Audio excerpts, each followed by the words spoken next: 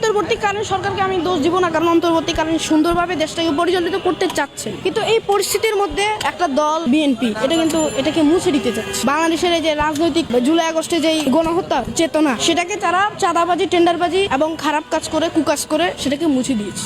রাজনৈতিক পরিবেশে 1971 সন থেকে এই পর্যন্ত যদি কোনো হিসাব করা হয়, ইসলামিক দলগুলো ব্যতীত বাংলাদেশে কোনো দলই সুন্দরভাবে তাদের রাজনৈতিক পরিবেশটাকে গড়ে তুলতে পারে, একমাত্র ইসলামিক দল ছাড়া। এর মধ্যে জামাত ইসলামী আছে, চরমনাই আছে, যদিও ভুল ত্রুটি ছিল চরমনাই, তারা আওয়ামী লীগের সাথে হাত ছিল তাদের, তবুও তাদেরকেই বলা যায়। 5 আগস্টের আগে যেমন আওয়ামী লীগেরা ছাত্রদের হত্যা করেছে, পুলিশ বাহিনী দিয়ে, প্রশাসন দিয়ে বাংলাদেশের মধ্যে ফ্যাসিস্ট যেই কারিকুলাম সেগুলো চালু করেছিল। তো 5 আগস্টের পরে অন্তর্বর্তীকালীন সরকার যখন গঠিত হয়, তখন কিন্তু অন্তর্বর্তীকালীন সরকার যেভাবে দেশটা পরিচালিত করছে সেটা খুব ভালো, কিন্তু একদল সেই বাংলাদেশটাকে নিভিয়ে দিতে চেয়েছে। এখানে চাঁদাবাজি, টেন্ডারবাজি, ধর্ষণ ইত্যাদি করে বাংলাদেশের 2024 সনে যে জুলাই আগস্টে যে গণঅভ্যুত্থানটা হয়েছে সেটার স্মৃতিটুকুকে মুছে দিতে চেয়েছে। বাংলাদেশের জাতীয়তাবাদী দল মিটফোর্ডে পাথর দিয়ে মানুষ খুন করেছে, এদিকে চাঁদাবাজি করছে, বরিশালে এক মহিলা লাঠি ছোটা দিয়ে হত্যা করেছে। তো এই যে এই বিষয়গুলো বাংলাদেশের রাজনৈতিক পরিস্থিতি, তারা বিকট একটা পরিস্থিতি সৃষ্টি করেছে। কয়দিন পরে পরে খুন খারাপি, পাথর দিয়ে মানুষ হত্যা করা, চাঁদাবাজি, ধর্ষণ, টেন্ডারবাজি ইত্যাদি আগের মতোই তারা পরিচালিত করছে। বর্তমানে বাংলাদেশের যে পরিস্থিতি, জুলাই আগস্টের পরে যে একটা স্বাধীন বাংলাদেশ গড়ে তুলতে পারবে